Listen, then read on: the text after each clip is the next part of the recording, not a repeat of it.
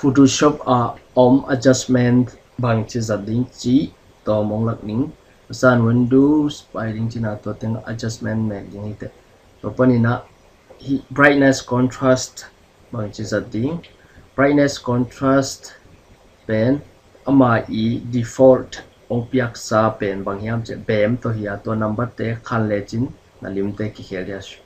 hiam le chin na lim te ki khel ri to ma bang ina contrast tong hiam le chin khan le chin na lim te ki khel ri ni level pai level in la hi na lim te kai level le chin to ma ban ki khel ri ni to ki chang ina curves adai dan in kai thei hi china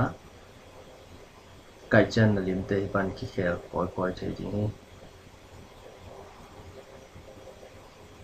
exposure offset gamma hi kong la na bang chi bang ina hi te is sat chang ina alim te kilam dang sat te chi na hi le ri vibrance kai le chin alim ki hearing saturation na kai chang ina hue and saturation teng a color na kheng no ble color te na de dan in chang color balance a shadow na de le shadow to panina hi color balance kai le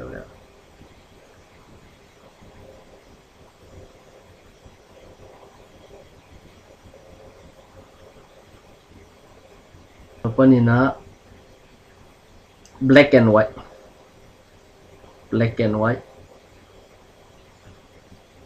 color na de dan cheng thei ki ki te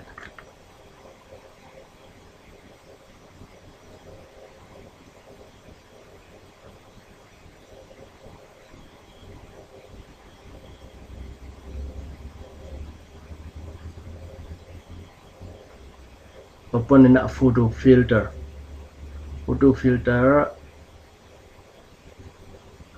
tinga warming filter koi na nang de dan in tel thei te open in a kai koi thei te poma tinga filter underwater na de le bang nang de dan in tel thei te ai chan a hi filter na de bang color tel ring na ya a color density a nang de dan channel mixer hi limit color kem pe mix ti yang